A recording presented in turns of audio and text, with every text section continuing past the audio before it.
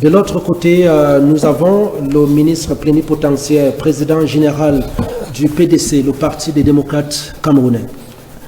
Oui, bonjour Bonny, bonjour à tous les copanélistes. Je voudrais également saluer tous vos nombreux téléspectateurs et vous dire mon bonheur, mon plaisir d'être ici ce matin pour vous parler en tant que nouveau président général du Parti des démocrates camerounais. Simon-Pierre nouvellement élu le samedi dernier, 13 juin, ici même à Yaoundé. Nous en avons d'ailleurs parlé avec le professeur Claude Abbé, qui est le secrétaire général du PDC. Absolument, absolument. D'accord.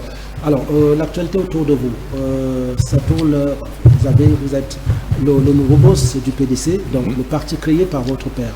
En quelle année déjà 50...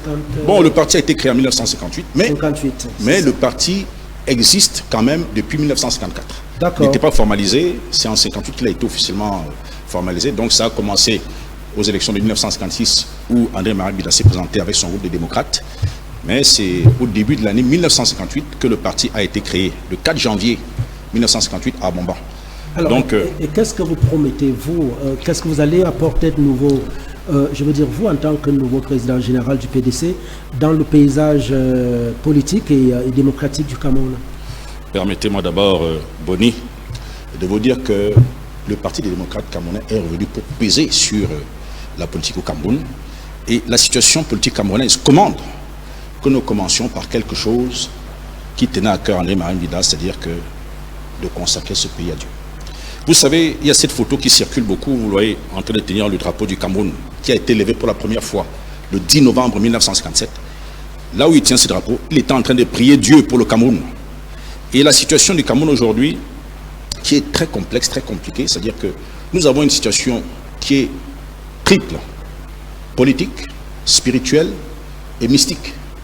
Et pour cela, le jour où j'ai été élu, j'ai lancé un appel, qu'on appelle l'appel de Mbankolo Liga, du 13 juin 2026, du PDC, où le Saint-Esprit m'a inspiré une prière spéciale. Cette prière s'adresse à tous les croyants, chrétiens, musulmans, animistes et autres.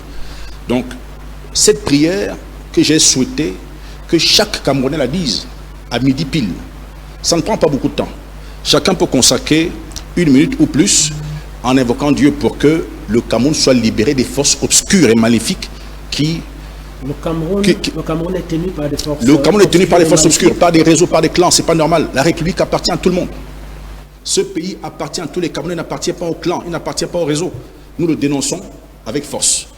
C'est pour cela que le Seigneur, dans sa grâce, m'a inspiré.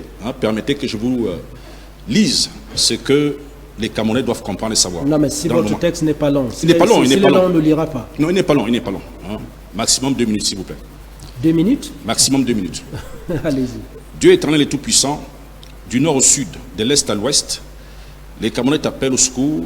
Père, nous te demandons pardon pour tous nos péchés, toutes nos fautes, tous nos manquements, afin que tu aies pitié de nous et nous rétablisses dans ton amour et dans le droit près de toi. Unis dans la foi, nous, peuple camerounais, élevons et tournons nos cœurs et nos esprits vers toi, notre Créateur, notre Seigneur et notre Consolateur.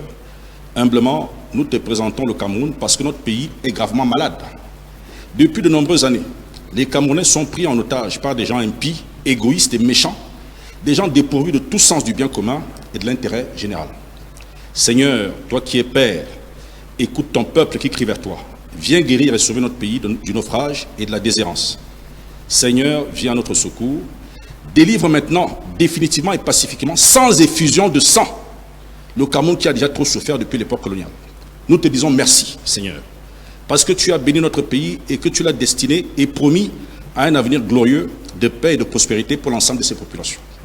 Père, nous te prions pour que tu te saisisses toi-même du président de la République, Paul Biya, afin de le délivrer de l'emprise des réseaux de mécréants et des clans mafieux, pour qu'il fasse simplement et uniquement ta sainte volonté en appelant aux affaires dans son prochain gouvernement des gens selon ton cœur, des gens que tu auras préalablement et souverainement choisis et mis à part toi-même pour assurer le développement de notre pays et le bien des Camerounais. Au vu d'innombrables richesses, tant en hommes et femmes de qualité qu'en ressources naturelles de toutes sortes, dont tu as doté le Cameroun. Père, le Cameroun a réellement besoin de changements et mérite des dirigeants qui craignent Dieu, qui croient en Dieu, qui connaissent Dieu, qui aiment Dieu, qui servent Dieu, qui aiment le Cameroun, qui servent le Cameroun, qui aiment les Camerounais, qui respectent les Camerounais et qui servent les Camerounais.